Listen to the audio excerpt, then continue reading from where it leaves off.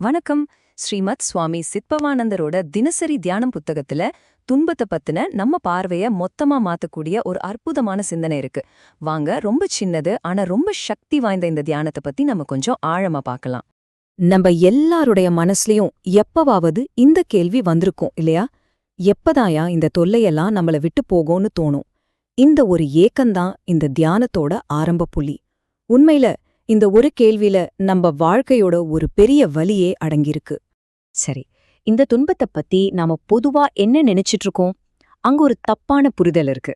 அதாவது இன்பமும் துன்பமும் இரவு பகல் மாதிரி மாறி மாறி வந்துட்டேதான் இருக்கும், நாம இதை சகிச்சுட்டு தான் வாழணும் அப்படிங்கிறது தான் அது.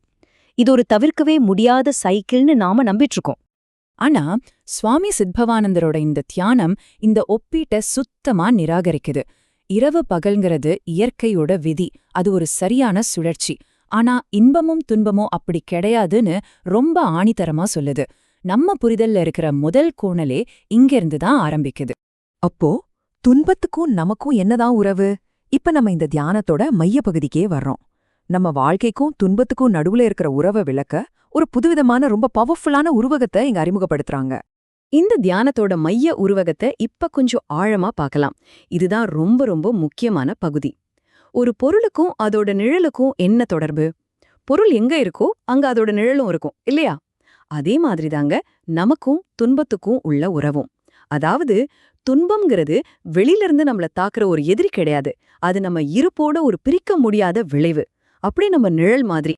இதுதான் இந்த தியானத்தோட ரொம்ப ஆச்சரியமான ஒரு புரட்சிகரமான வரினே சொல்லலாம். துன்பத்தை துடைக்க வேண்டிய அவசியமில்லை. என்னது, துன்பத்தை அழிக்க வேண்டாமா? இது கேட்கறதுக்கு கொஞ்சம் குழப்பமா இருக்கலாம். ஆனா அடுத்த வரியில இதுக்கு ஒரு தெளிவு கிடைக்குது. அந்த புதிருக்கு விடை இதோ.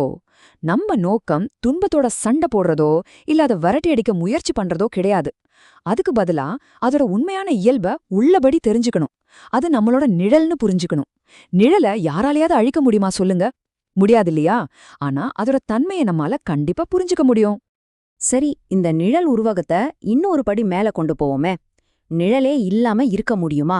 ஒரு நிழலற்ற ஒளியா மாறுறதுனா என்ன அர்த்தம்? இது நம்மள இந்த தியானத்தோட உச்சகட்டத்துக்கு கூட்டிட்டு போகுது. ஸ்ரீமத் சுவாமி சித்பவானந்தரோட இந்த வரிகளை நல்லா கேளுங்க. சூரியனுக்கு நிழல் இல்லை, அருள் நிலையில் இருப்பவருக்கு துன்பம் என்னும் இருள் இல்லை. எவ்வளவு ஆழமான ஒரு கருத்து பாருங்க. சூரியன் தானே ஒரு ஒளி மூலம், அதனால அதுக்கு நிழல்னு ஒன்னு இருக்கவே முடியாது. அதே மாதிரி அருள்நிலையில் இருக்கிறவங்க துன்பம்ங்கிற நிழலை உருவாக்கவே மாட்டாங்க. ஏன்னா அவங்க மத்தவங்க மேல ஒளி பாய்ச்சறவங்கல்ல, அவங்களே ஒளியா மாறிடுறாங்க. இந்த நவீன கால தியானம் ரொம்ப பழமையான ஒரு ஞானத்தோட எப்படி கனெக்ட் ஆகுதுன்னு பாக்குறதுக்கே ரொம்ப சுவாரஸ்யமா இருக்கு. இந்த சிந்தனையை உறுதிப்படுத்துற மாதிரி அப்பர் பெருமானோட ஞான வார்த்தைகள் இங்க வருது. இதோ அந்த சக்தி வாய்ந்த முத்தாய்ப்பு, இன்பமே எந்நாளும் துன்பமில்லை. இதுக்கு என்ன அர்த்தம்னா, நம்மளோட உண்மையான உள்ளார்ந்த இயல்பே நிலையான இன்பம்தான். துன்பம் நம்ம இயல்பு கிடையாது, அது வெறும் நிழல். அதனால அந்த நிழலை பார்த்து இனி நாம பயப்பட வேண்டாம். இந்த சிந்தனைக்கு பிறகு இப்போ உங்க முன்னாடி ஒரு முக்கியமான கேள்வி இருக்கு. இத நீங்க உங்களுக்குள்ளேயே கேட்டுக்க வேண்டிய கேள்வி. உங்களோட நிழல, அதாவது உங்க துன்பத்தை நீங்க எப்படி பாக்குறீங்க? அது உங்கள ஆட்டிப்படைக்கிற ஒரு எதிரியா, இல்ல உங்க இருப்போட பிரிக்க முடியாத ஒரு பகுதியா? யோசிச்சு பாருங்க.